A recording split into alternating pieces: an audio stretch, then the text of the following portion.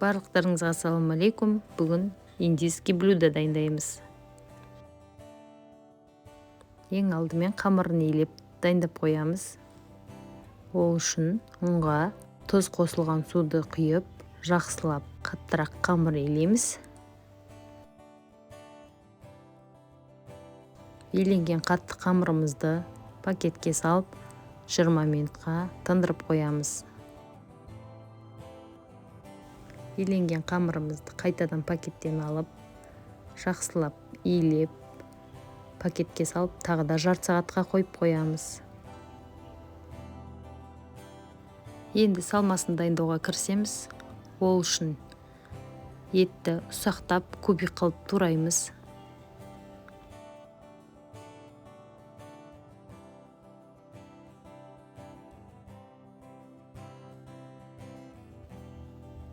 Пиязды да кубик қылып тураймыз. Қызып тұрған қазанымызға майымызды қоямыз. Пиязымызды саламыз. Жақсылап қуырамыз. Етімізді салып қуырамыз. Қақпағын жауып, дайын болғанша пісіреміз. Еті дайын болғанша көкөністерін тураймыз. Сәбіз бен картошканы ұсақтап кубик қылып тураймыз.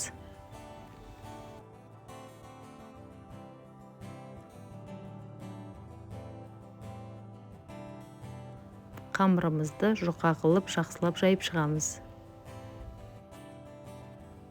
Жайылған қамырымызға сұйық майымызды құйып, кубиктеп кесіп шығамыз. Етіміз дайын болды, енді көкөністерімізді саламыз. Кішкене тұз саламыз. Сәбізімізді саламыз. Тағы да тұз себеміз үстінен.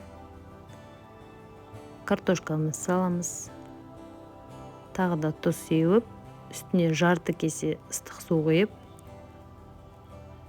үстіне тесталарымызды осылай жауып шығамыз. Асты қатты қайнаған соң бетін жауып, астын басып, баяу отта 40 минут пісіреміз. Тамағымыз пісті. Енді жақсылап әсемдеп дастарханға ұсынамыз.